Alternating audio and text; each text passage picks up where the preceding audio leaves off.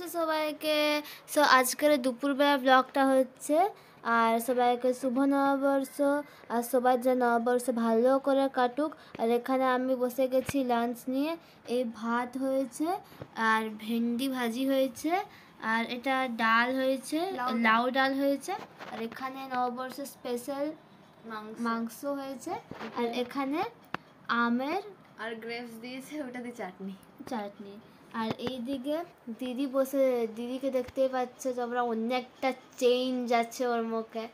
তো আপনারা বলবেন কি চেঞ্জ আছে। আর আজকেরও নতুন জামা আর প্যান্ট নিয়ে বসেছে। আর এখানে নতুন বেড কভারও লাগানো হয়েছে, দেখতেই পাচ্ছেন হয়তো বা।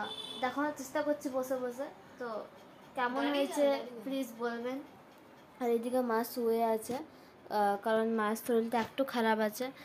কারণ মা সকাল থেকেই কাজ করছে, পুরো ঘর দর মোছা টোছা, তারপর আরও কত কি রান্নাটাও অনেক কষ্ট করে করেছে। সো এটা হচ্ছে আমার আউটফিট। কালকের গেছিলাম আমরা বাজারের দিকে, মানে মলে গেছিলাম, তো তখন কিনেছিলাম।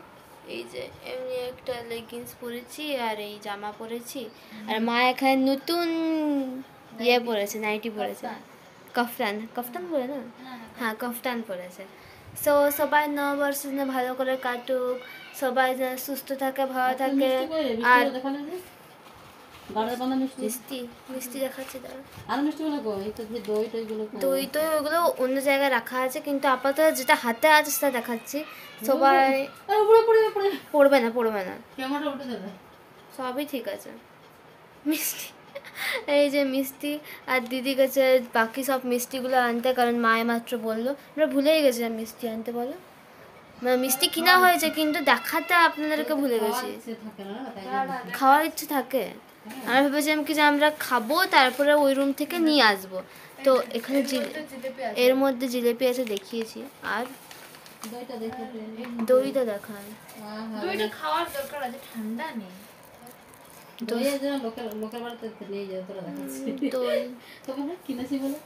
আমরা কিনেছি, আমাদের সাধারণত কিনা হয় না অত বেশি দই। সো হ্যাঁ, কিন্তু একদিন এই যে আনছি খাচ্ছি, একটু হেলদি থাকার চেষ্টা করছি। আর তুমি কিছু বলবে না? এখান থেকে বলো, তুমি বলো। উঠে বসবে? হ্যাঁ হ্যাঁ মা, আবার বলো। এইগুলো দেখা যাবে তোমাকে? এই তো দেখা। হ্যাঁ, আমি শুয়েছিলাম, উঠে গেছি, চুলটা ছড়িয়ে দিয়েছি যাতে ভালো লাগে দেখতে। তো শুভ নববর্ষ সবাইকে। আমরা সবাই বলিস না, শরীরটা ভালো উল্টো সকলের নববর্ষ খুব ভালো কাটুক, আর সবাই সুস্থ থাকুক আর ভালো থাকুক, এটাই বলবো।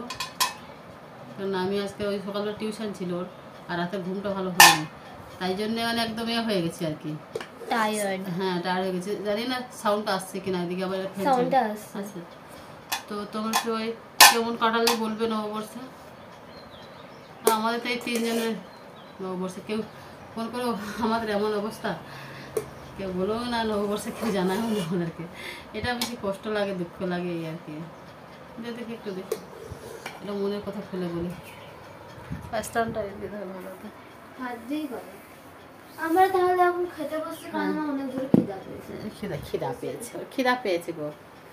তো ওরা খেতে বসে গেছে, আমি বলছি একটু দেরি করে খাবো। মানে পুজো টুজো দিতে এত দেরি হয়ে গেছে না আমার, মানে কি বলবো। টিউশন থেকে নিয়ে আসলাম, সকালে টিফিন করে দিলাম, এই সেই সব কাজ করতে গিয়ে মানে আমার খেতে 11:30 বেজে গেছিলো, 11-12টার কাছাকাছি।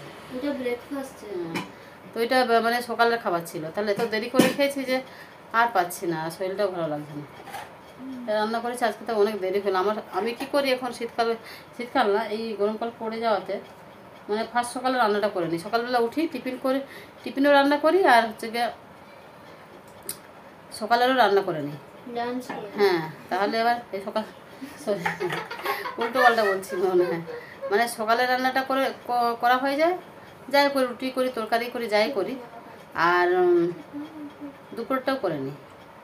তো আজকে সেটা করতে পারিনি, কেননা বিভিন্ন রকম কাজ ছিল। একা মানুষ যারা দেখো আমাদের ভিডিও তারা জানো, অনেকদিন করে করছি ভিডিওটা। আর এটা দেখো, আমি কিনেছিলাম কাপ্তান, অনেকদিন আগে কিনে রেখে দিয়েছিলাম যে নববর্ষে পরবো বলে, কেন নববর্ষে আলাদা করে কিছু কিনিনি। এটা নতুন ছিল আর একটা কেনা আছে না, নাইটিতে খুব কম পরা হয়, তা এটাই দেখাচ্ছে। আর এই নতুন বছরে সবই ভালো, সবই ঠিক আছে, কিন্তু খারাপ লাগে যে নিজেদের মানুষগুলো কোনোদিন খোঁজ নেয় না, খবর নেয় না যে আমরা কি করছি না করছি। তো এটাই খারাপ লাগে, আর কিছু নেই। আর নিজের বলে আর কেউ নেই এখন, এই 2 মেয়ে ছাড়া। তো যাই হোক, নতুন বছর আর এসব কথা বলবো না, পরে কোনো একদিন সুযোগ পেলে বলবো। তো চলো এখনকার মতন বাই, ওরা খেয়ে উঠুক, তারপর আমিও খাবো। আর রাতেরবেলা ঘুম করে হচ্ছে না বলেই মনে হয় শরীরটা খারাপ লাগছে। তো চলো এখনকার মতো রাখছি, পরে আবার দেখা হবে, না হলে এখানেই শেষ হবে, যা হবে একটা হবে আর কি।